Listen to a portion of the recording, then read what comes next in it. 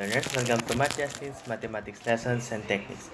So now that our topic for today for the third quarter in our mathematics is all about the combination. So nung in my previous videos that I discussed the two lessons that included that the GeoGebra is included.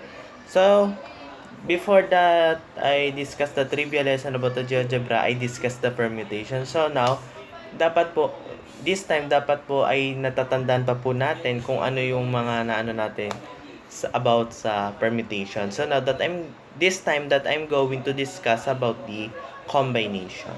So let us begin. So we have some definition. So combination is a selection of n objects without regard to order. Kumbaga, hindi daw kailangan ng organization, yung pag-o-organize o kailangan with the right arrangement. So, that order does not matters. So, whatever na gulo yan, as long as na magkakasama. No? So, sumunod. So, let us compare A, B, C, D. Find permutations of 2 and combinations of 2. So we have the permutations of 2. So we have ABCA, so ACCB, ADCD, BADA, then BCDB, and BDDC. So note, AB is not the same as BA based on the permutation. Kasi, di ba kung in alphabetical order, mas nauuna si A kaysa kay B. So dito, ang pinakita rito, hindi daw sila magkapareho. Bakit daw? Kasi B ay nauna sa A. So, how about naman sa combination? We have the combinations of 2. So, we have AC, AD, BC, BD, CD. So, no. AB is the same as BA. So, as long as para makikita natin to, same sila. Ito kasi, kumbaga para dito sa permutation, perfectionist, kailangan ganyan, walang mali. Dapat tama lahat. Diba? Ganun yung, kumbaga sa totoong buhay, ganun yung permutation. Sa combination, basta at least man lang at least man lang. Kung sa Tagalog. Mga ganyan, no? So, when different orderings of the same items are counted separately, so we have a permutation problem, but when the orderings of the same items are not counted separately, so we have a combination problem. So, this is the combination rule. So, based sa permutation rule, so sorry for the noises that you have here. So, wait a minute, nasan yun? So, ito. Kung mapapansin nyo, ito yung permutation rule, yung kanyang formula.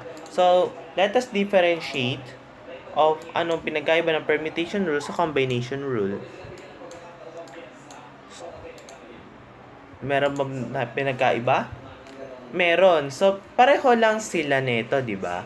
So, pinagkaiba may R factorial dito. Doon naman sa permutation, wala. So, read. N objects taken R at a time. Ganyan po yung pagbasa natin. Ito. N objects taken R at a time. So, we have some examples. So, how many combinations of 4 objects are there taken 2 at a time?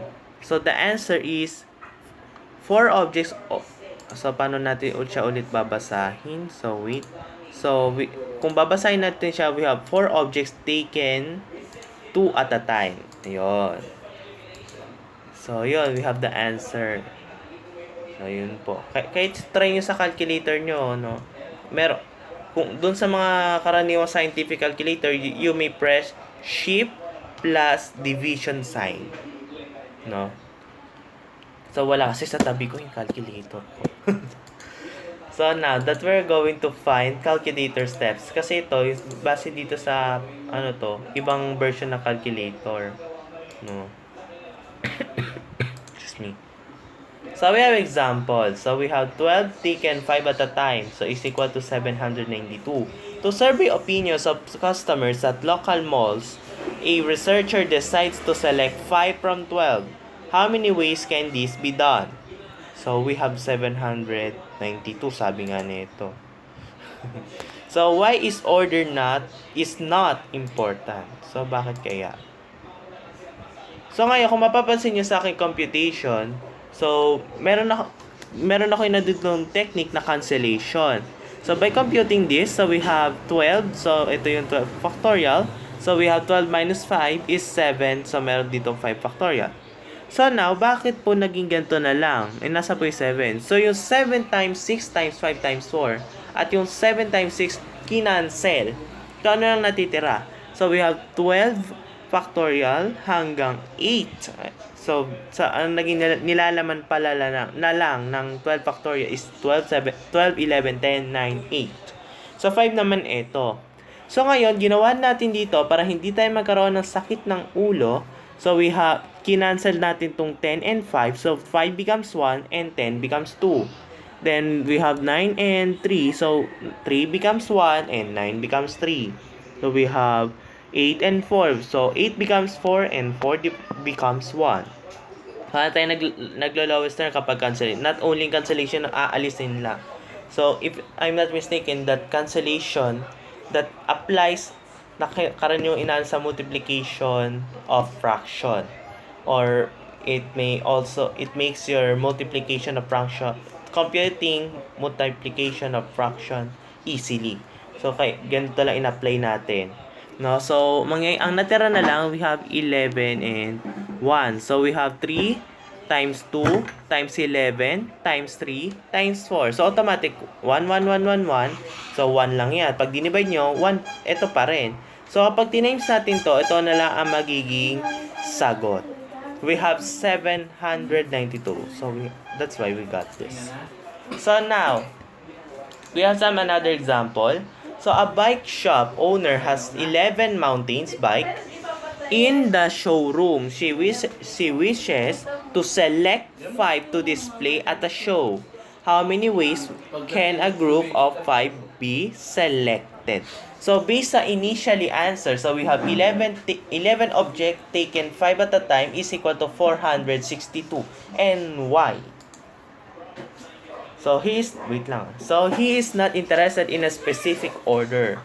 So, wala siyang pakialam kung anong arrangement, sabi dito. So, now, based in our computation, so we have 11 factorial. Ang n natin is 11, then n minus r. So, we have 11 minus 5 factorial, then we have 5 factorial. So, we have 11 factorial divided by 6 factorial times 5 factorial. So, ngayon, inano natin to dito. So, yung ngayon, inalis ko na tong 6. At ang natira dito sa 11 factorial na nilaman hanggang 7 na lang. So, dito naman, dito sa ating, so, kung ito technique dito, minus itong 11 saka 6. So, we have 5. So, as to determine, so, the factorials of 11 that will consist only 5 factors. So, 11, 10, 9, 8, 7 hanggang 7. So, pero ang matitira pa rin dito yung 5 kasi wala na tong 6. So, ito na lang. So, we have 5, 4, 3, 2, 1. So, yan ang ating cancellation. So, yan, kinancel tong 10 and 5, 9 and 3, and 8 and 4. So, ito ang natira. So, we have 11 times 2 times 3 times 2 times 7. Then, 2 times 1. Kaya 1, 1, 1, 1. 1 pa rin yan. 2 times 1 times 1 is 2 times 1 pa rin. So, ito na yun. So, minultiply natin ito at lumabas ay 924. At dinivide natin sa 2 ay is equal to 462. So, the 11 objects taken 5 at a time is equal to 462. So, in a club, there are 7 women and 5 men. So, a committee of 3 women and 2 men, is to be chosen. How many different possibilities are there? So, ito yung natin, no? So, una dito, we have 7 and 3, then 5 and 2. So, yung magiging result nito, yung magiging, nito, ito. Then, ito. Kaya try nyo sa calculator nyo, that may be equal to. So, that's the answer. So example, so in a club of 7 women and 5 men, and select a committee of 5 with at least 3 women. So ito yung mga possibilities na ano natin dito, no? So, there are reason for this is you are using and for or. So ito yung answers natin. So 3, 2, saka ayan. So, wait. So, ayan yung, we have 3, then 7, then 5, 2. So, ayan lang yung mga naging ano natin, possibilities. So, kapag tinota nyo, pinalas nyo, yun na yung magiging sagot. So, another example. So, in a club with 7 women and 5 men, select a committee of 5 with at most 2 women. So, this means you have 3 possibilities. So, we have 0W and 5M. Then, ayan yung mangyayari. Then, wait lang nga. So, we have used the multiplication rule and the addition rule. So, we have 3 possibilities. So, first you multiply, then you add. So, the answer is 0. So we have 0. So, automatic kasi meron tayong 7, then 5. Then, so, 0 and 5. Then, wait. So, next we have 1 and 4. So, automatic kasi rito may 7 and 5 na tayo as n. No? Nakalimutan ko lang i-explain.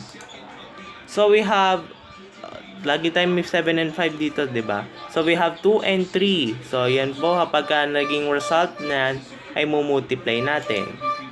Then, kapag inad naman itong tatlo, so magre-result siya ng 246. So, yan.